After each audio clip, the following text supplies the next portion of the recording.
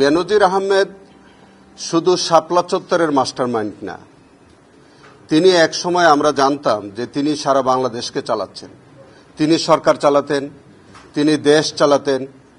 তার উপরে আর কোনো মানুষ, কাউকে মানুষ মনে হতো না। তার যে দমভক্তি, তার যে বডি ল্যাঙ্গুয়েজ, তার যে ল্যাঙ্গুয়েজ, সবকিছু মিলে তখন বাংলাদেশে একজন মানুষকেই আমার মনে হয় কোনো কোনো জায়গায় শেখ হাসিনার চেয়েও বেশি পরিচিত ছিলেন বেনজির আহমেদ।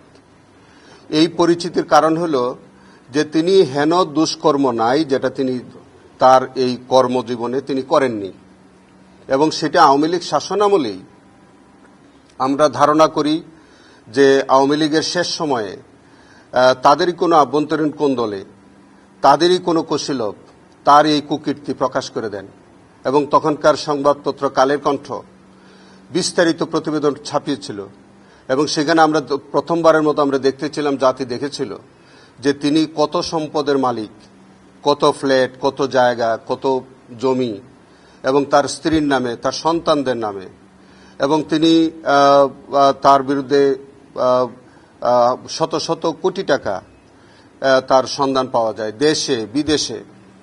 এমন কোনো কুকীর্তি নাই যেটা বেনজির আহমেদ করেননি।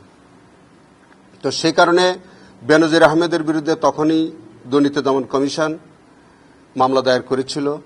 তার বিরুদ্ধে ইন্টারপোলের মাধ্যমে রেড বা কালার কোডেড যে ওয়ারেন্ট, যেটাকে আমরা রেড নোটিশ বলি, সেই কালার কোডেড নোটিশ পাঠানো হয়েছিল। ইন্টারপোলের মাধ্যমে আমরা গতকালকে দেখতে পেয়েছি তিনি গ্রেফতার হয়েছেন।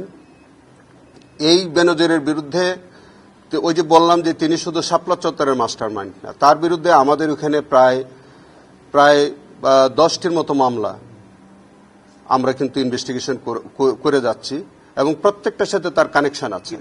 এবং সেই এর মধ্যে ইতিমধ্যে আমাদের যে তিনি যখন র্যাবের প্রধান ছিলেন তখন গুমের সাথে যেগুলো অলরেডি চলমান আছে তার মধ্যে বিচার চলছে। তিনি শাপলা চত্বর